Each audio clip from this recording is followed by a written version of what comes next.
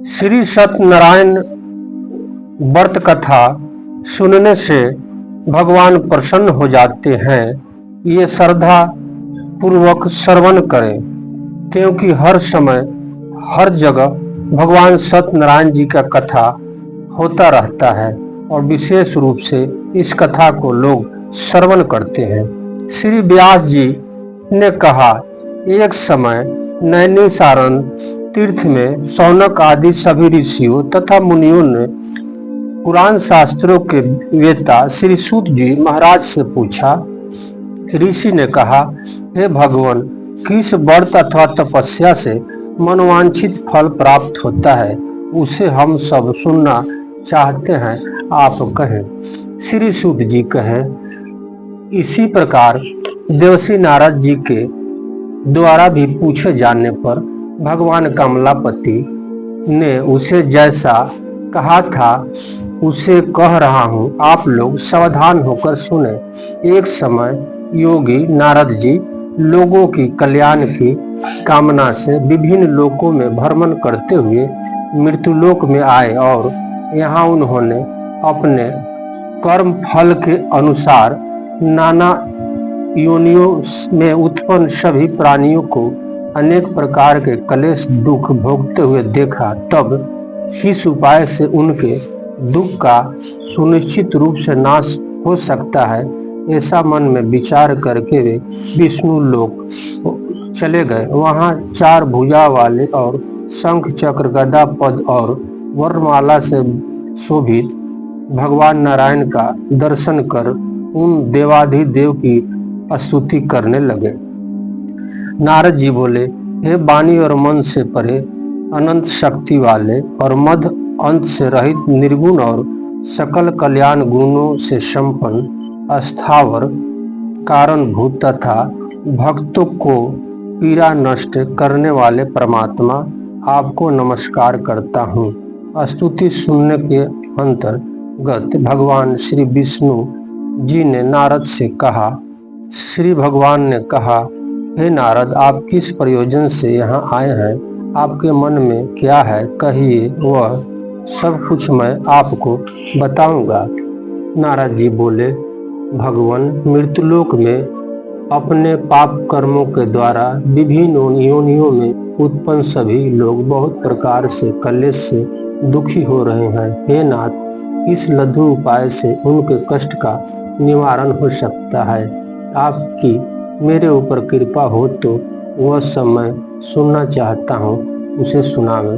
श्री भगवान कहते हैं, नारद जी, संसार के ऊपर अनुग्रह करने की इच्छा से आपने बहुत अच्छी बात पूछी है। जिस व्रत के कामना से करने से प्राणी मोह से मुक्त हो जाता है, उसे आपको बतलाता हूँ, सुनो। हे नारद, स्वर्ग और मृत्युलोक में दुर्लभ भगवान सत्यनारायण का एक महान पूर्ण पर्दा व्रत है। आपके स्नेह के कारण इस समय मैं उन्हें कह रहा हूँ।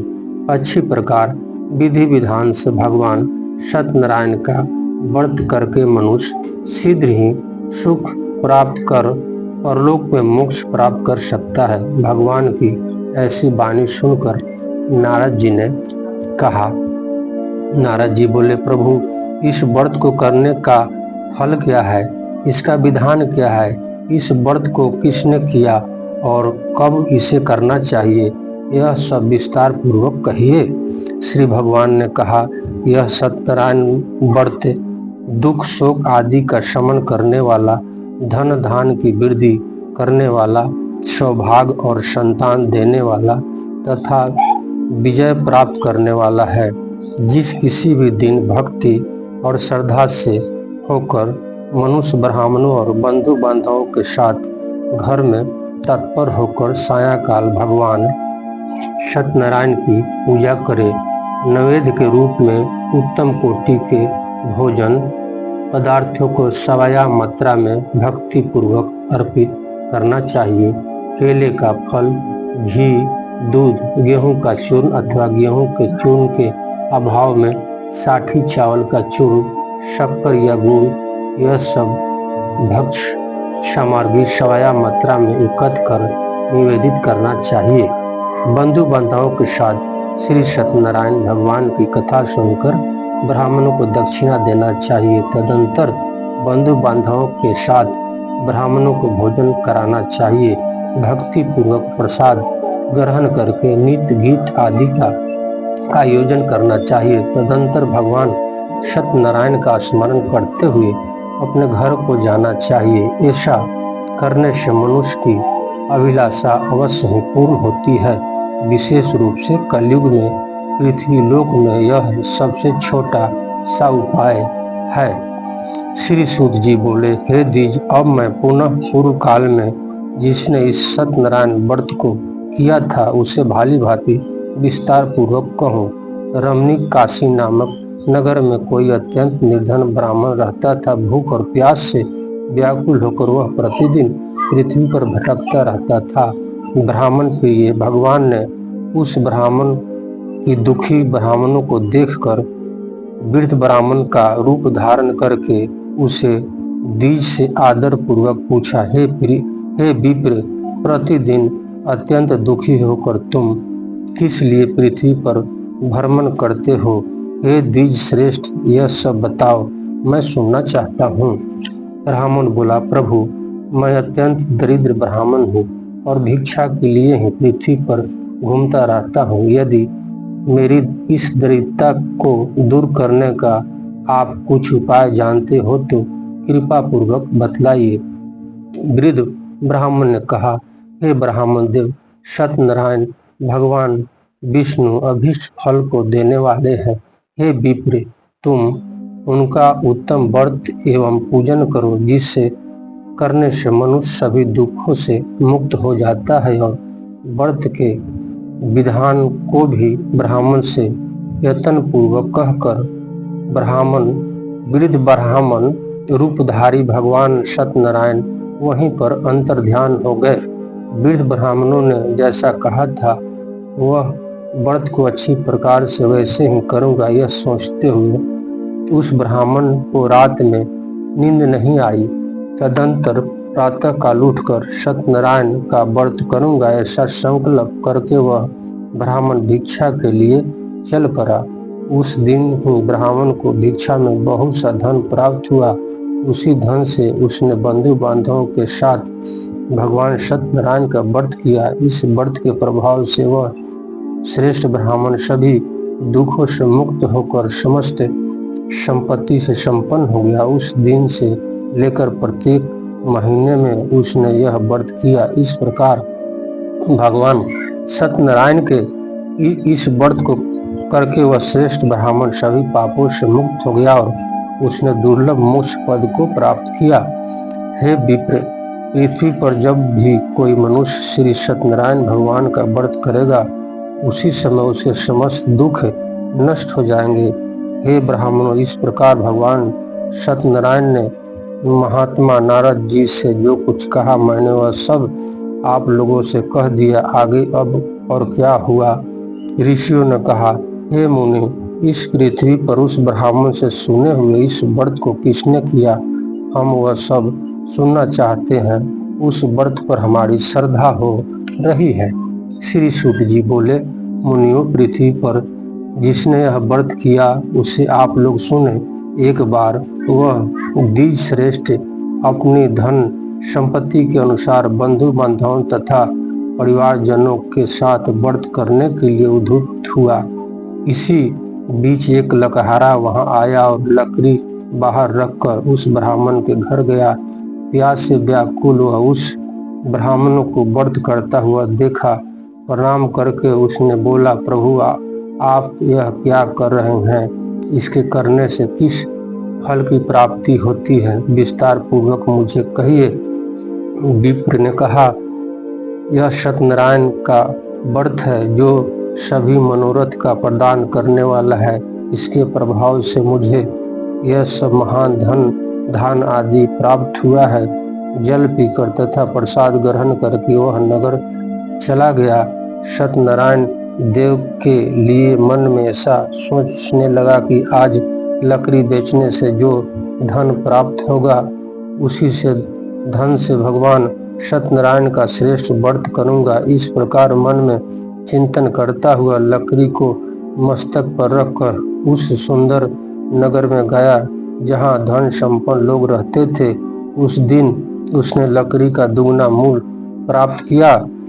प्रसन्न हृदय होकर वह पके हुए केले का फल, शक्कर, घी, दूध और गेहूं का चूर्ण सवाया मात्रा में लेकर अपने घर आया। तत्पश्चात उसने अपने बंधु बांधवों को बुलाकर विधि विधान से भगवान श्री सत्यनारायण का व्रत किया। उस व्रत के प्रभाव से वह धन पुत्र संपन्न हो गया और इस लोक में अनेक सुखों का उपभोग कर अंत में सतलोक चला गया। श्री शिव जी कहते हैं, श्रेष्ठ मुनियों, अब मैं पुनः आगे की कथा कहूँगा, आप लोग सुने। प्राचीन काल में उल्का नामक का एक राजा था। वह जितेंद्रिय, सत्यवादी तथा अत्यंत बुद्धिमान था। वह विद्वान राजा प्रतिदिन देवालय जाता और ब्राह्मणों को धन देकर संतुष्ट करता था। कमल के समान मुख वाली उनकी धर्मपत्नी शीला विनय एवं सौंदर्य आदि गुणों से संपन्न तथा पतिपरायण थी। राजा एक दिन अपनी धर्मपत्नी के साथ भद्रशिला नदी के तट पर श्री सत्यनारायण भगवान का व्रत कर रहा था। उसी समय व्यापार के लिए अनेक प्रकार की धनराशि से संपन्न एक साधु बनिया वहां आया। भद्रशिला नदी के तट पर नाव को स्थापित कर वह राजा के समीप गया और राजा को उस व्रत में दीक्षित देखकर विनय पूर्वक पूछने लगा। साधु बनिया ने कहा, राजा, आप भक्ति युक्त चित्त से यह क्या कर रहे हैं? कृपया वह सब बतलाइए, इस समय मैं सुनना चाहता हूँ। राजा ने बोला, हे साधो, पुत्र आदि की प्राप्ति की कामना से अपने बंधु बांधवों के साथ मैं अतुल तेज संपन्न भगवान विष्णु का व्रत एवं पूजन कर रहा हूँ। राजा की बात सुनकर साधु ने आदर पूर्वक कहा, राजन, इस विषय में आप मुझे सब कुछ विस्तार से बताइए। आपके कथा अनुसार मैं व्रत एवं पूजन करूँगा। मुझे भी संतान नहीं है, इससे अवश्य ही संतान प्राप्त होगी। ऐसा विचार कर वह व्यापार से नियुक्त हो आनंद पूर्वक अपने घर आया। उसने अपनी भार्या से संतान प्रदान करने वाला इस सत व्रत को विस्तार पूर्वक बताया तथा जब मुझे संतान की प्राप्ति होगी तब मैं इस व्रत को करूंगा। इस प्रकार उस साधु ने अपनी भार्या लीलावती से कहा। भगवान श्री सत्यनारायण की कृपा से उसकी वह पत्नी गर्भवती हुई। 10वें महीने में उससे कन्या रत्न की उत्पत्ति हुई और वह शुक्ल पक्ष के चंद्रमा की भांति दिन प्रतिदिन बढ़ने लगी। उसका नाम कलावती यह नाम रखा गया। इसके बाद एक दिन लीलावती ने अपने स्वामी से मधुर वाणी से कहा, आप संकल्प श्री सत्यनारायण के व्रत को क्यों नहीं कर रहे हैं? साधु बोला, प्रिय, इसके विवाह के समय व्रत करूंगा। इस प्रकार अपनी पत्नी को भाली भांति समझाकर व्यापार के लिए नगर की ओर चल पड़ा। इधर कन्या कालावती पिता के घर में बढ़ने लगी। साधु ने नगर में सखियों के साथ क्रीड़ा करते हुए अपनी कन्या को विवाह योग देखकर आपस में आमंत्रण करके कन्या के विवाह के लिए श्रेष्ठ वरण का अनुरोधन किया। ऐसा दूत से कहकर शीघ्र ही उसे भेज दिया। उसकी आज्ञा प्राप्त करके दूत कंचन नामक नगर में गया और वहां से एक बानी के पुत्र ले आया। उस साधु ने उस बानी के पुत्र को सुंदर और गुणों से संपन्न देखकर अपनी जाति के लोगों तथा बंधु बांधवों के साथ सुनिश्चित विधि विधान से वानिक पुत्र के साथ कन्या का दान कर दिया। उस समय वह साधु वानिक दुर्भाग्यवश भगवान का वह उत्तम व्रत भूल गया। पूर्व संकल्प के अनुसार विवाह के समय में व्रत न करने के कारण भगवान उस पर रुष्ट हो गए। कुछ समय के पश्चात अपने व्यापार में कुशल एवं साधु वानिक काल की प्रेरणा से अपने दामाद के साथ व्यापार करने के लिए समुद्र के समीप स्थित रतनपुर नामक सुंदर नगर में गया और अपने श्री संपन्न दामाद के साथ वहां व्यापार करने लगा। तदंतर वे दोनों राजा चंद्रकेतु के रमणीकुश नगर में गया। उसी समय भगवान श्री सत्यनारायण ने उसे पथभ्रष्ट देखकर इसे दारुण कठिन एवं महान दुख प्राप्त होगा ऐसा श्राप दे दिया। एक दिन एक चोर राजा चंद्रकेतु के धन को चुरा वहीं आया जहां दोनों वानिक स्थित थे।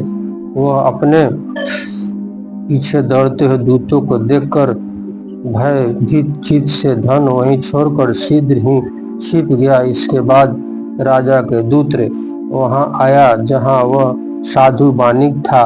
वहां राजा के धन को देखकर वे दूत उन दोनों वानिक पुत्रों को बांध ले आया और हर्षपूर्वक दौड़ते हुए राजा से बोला, प्रभु, हम 2 चोर पकड़ लाए हैं, इन्हें देखकर आप आज्ञा दें। राजा की आज्ञा से दोनों ही दृढ़तापूर्वक बांध कर बिना विचार किए महान कारागार में डाल दिया गया। भगवान सत्यदेव की माया से किसी ने उन दोनों की बात नहीं सुनी और राजा चंद्रकेतु ने उन दोनों का धन भी ले लिया। उन भगवान के श्राप से वानिक के घर में उनकी पत्नी भार्या भी अत्यंत दुखी हो गई और उनके घर में सारा का सारा जो धन था वह चोरों ने चुरा लिया। वह लीलावती शारीरिक तथा मानसिक पीड़ाओं से युक्त भूख और प्यास से दुखी हो अन्न की चिंता से दर दर भटकने लगी। कालावती कन्या भी भोजन के लिए इधर उधर प्रतिदिन घूमने लगी। एक दिन भूख से पीड़ित कालावती एक ब्राह्मण के घर गई। वहां जाकर उसने श्री सत्यनारायण के व्रत पूजन को देखा। वहां बैठकर उसने कथा सुनी और वरदान मांगा। तदंतर प्रसाद ग्रहण करके वह कुछ रात होने पर घर गई। माता लीलावती ने कलावती कन्या से प्रेम पूर्वक पूछा, पुत्री, रात में तू कहाँ रुकी थी? तुम्हारे मन में क्या है? कलावती कन्या ने तुरंत माता से कहा, माँ, मैंने एक ब्राह्मण के घर में मनोरथ प्रदान करने वाला व्रत देखा है। कन्या की उस बात को सुनकर वह वानिक की भार्या अर्थात पत्नी व्रत करने के लिए तैयार हो गई और प्रसन्न मन से उस साध्वी ने बंधु बांधवों के साथ भगवान श्री सत्यनारायण का व्रत किया तथा इस प्रकार प्रार्थना की, भगवान, आप हमारे पति एवं दामाद को अपराध को क्षमा कीजिए, वे दोनों अपने घर आ जाए। इस व्रत से भगवान सत्यनारायण संतुष्ट हो गए तथा उन्होंने निपश्रेष्ठ चंद्रकेतु को सपन में दिखाया और सपन में कहा, राजा, प्रातःकाल दोनों वानिक पुत्र को छोड़ दो और वहां वह सारा धन भी दे दो जो तुमने उसे इस समय ले लिया है, अन्यथा राज धन एवं पुत्र सहित तुम्हारा सर्वनाश कर दूंगा। राजा से सपन में ऐसा कहकर भगवान श्री सत्यनारायण अंतर्ध्यान हो गए। इसके प्रातःकाल राजा ने अपने सभासदों के साथ सभा के मध्यम में बैठकर अपना सपन लोगों को बताया और कहा, दोनों वानिक पुत्रों को शीघ्र ही मुक्त कर दो। राजा की ऐसी बात सुनकर वे राजपुरुष दोनों महाजनों को बंधन मुक्त करके राजा के सामने लाकर विनय पूर्वक बोले, महाराज, बेड़ी बंधनों से मुक्त करके दोनों वानिक पुत्र लाए गए हैं। इसके बाद दोनों वानिक चंद्रकेतु को प्रणाम करके अपने पूर्व वृत्तांत स्मरण करते हुए भय विहाल हो गया और कुछ न बोल सके। राजा ने वानिक पुत्रों को देखकर आदर पूर्वक कहा, आप लोग प्रबंधक वश यह महान दुख प्राप्त हुआ है, इस समय आप कोई भय नहीं है। ऐसा कहकर उनकी बेड़ी खुलवा दिया गया। राजा ने वस्त्र अलंकार देकर उन दोनों वानिक पुत्रों को संतुष्ट किया तथा सामने बुलाकर वाणी द्वारा अत्यंत आनंदित किया पहले जो धन लिया था उसे दूना करके दिया। तदंतर राजा ने पुनः उससे कहा, साधु अब आप अपने घर को जाइए। राजा को प्रणाम करके, आपकी कृपा से हम जा रहे हैं, ऐसा कहकर उन दोनों ने घर की ओर प्रस्थान कर दिया। श्री सूत जी कहते हैं, साधु बानिक मंगलचारण कर ब्राह्मणों को धन देकर अपने नगर के लिए चल पड़ा। साधु के कुछ दूर जाने पर भगवान श्री सत्यनारायण की उनकी सतकथा की परीक्षा के विषय में जिज्ञासु हुए। साधु, तुम्हारी नाव में क्या भरा है?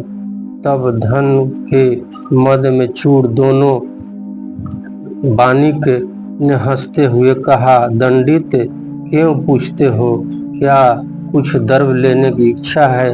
हमारी नाव में तो लता पता आदि भरे हैं। ऐसी निष्ठुर वाणी सुनकर तुम्हारी बात सच हो जाए, ऐसा कहकर दंडी सन्यासी का रूप धारण किए हुए भगवान कुछ दूर जाकर समुद्र के समीप बैठ गए।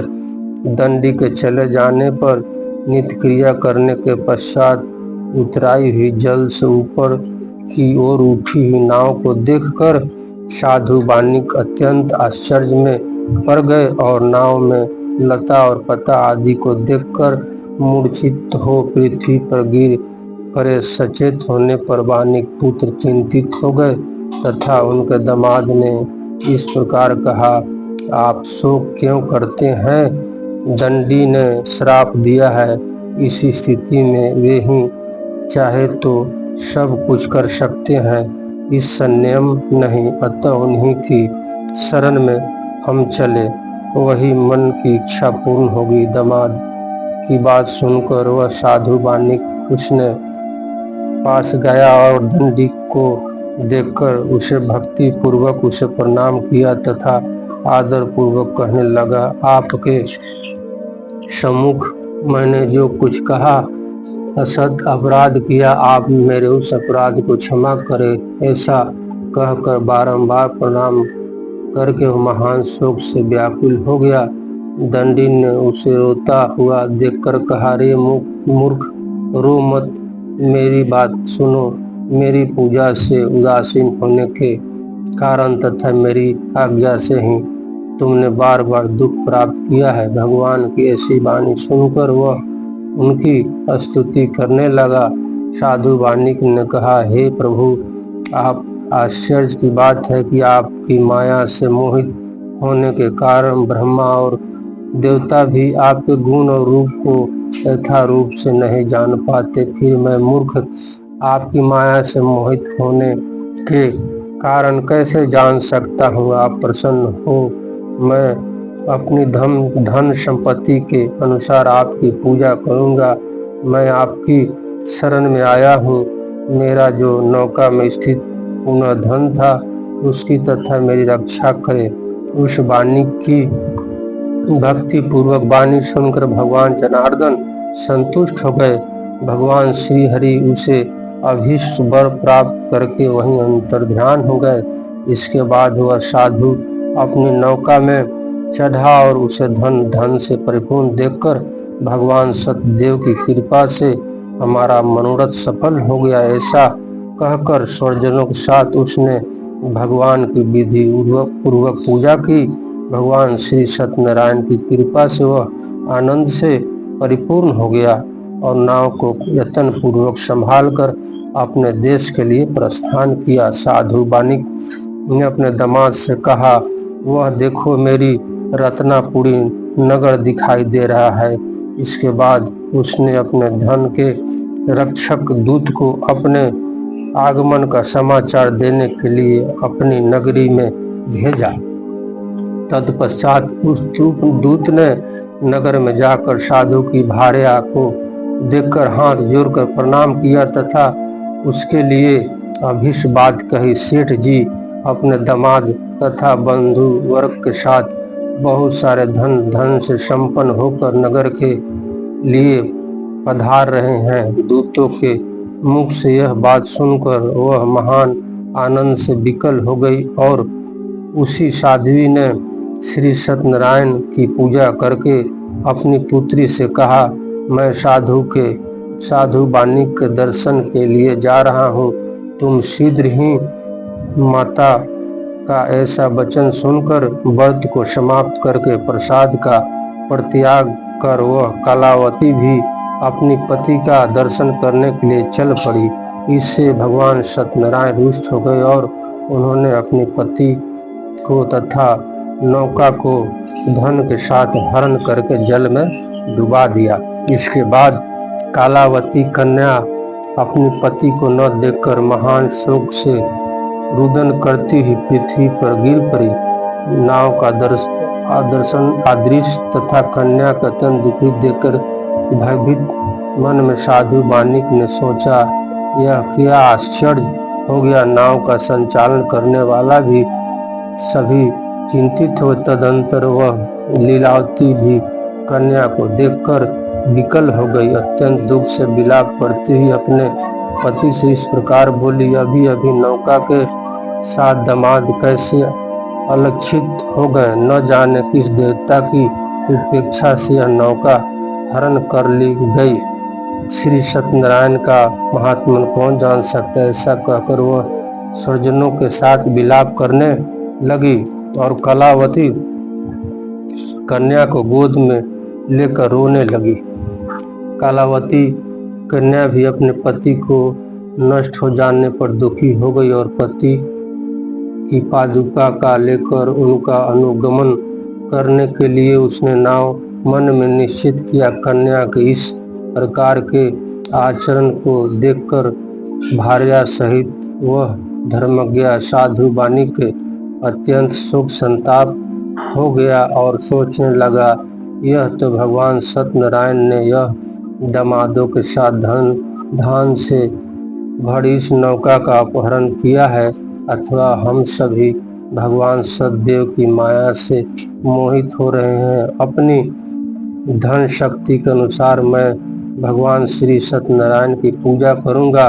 सभी को बुलाकर इस प्रकार कहकर उसने अपने मन की इच्छा प्रकट की और बारंबार भगवान सतदेव को दंडवत प्रणाम किया। इससे दीनों के परिपालन भगवान सतदेव प्रसन्न हो गए। भक्त वत्सल भगवान ने कृपा पूर्वक कहा, तुम्हारी कन्या प्रसाद छोड़कर अपने पति को देखने चली आई है। निश्चय ही इसी कारण इसका पति अदृश्य हो गया। यदि घर जाकर प्रसाद ग्रहण करके वह पुनः आए तो हे साधु, तुम्हारी पुत्री पति को प्राप्त करेगी, इसमें संशय नहीं।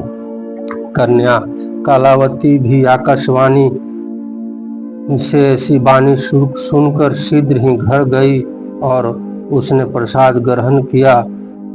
आकर स्वजनों तथा अपने पति को देखा। तब कालावती कन्या ने अपने पति से कहा, अब तो घर चलिए, विलंब क्यों कर रहे हैं। कन्या की वह बात सुनकर संतुष्ट हो गई। विधि विधान से भगवान श्री सत्यनारायण का पूजन करके धन तथा बंधु बांधवों के साथ अपने घर गया। तदंतर पूर्णिमा तथा संक्रांति पर्व भगवान सत्यनारायण का पूजन करते हुए इस लोक में सुख भोगकर अंत में वह सतलोक वैकुंठ में चला गया। तपस्वी महेश कुमार इस सत्यनारायण भगवान की कथा सुनने वाले माता पिता भाई बहन को प्रणाम करता हूँ।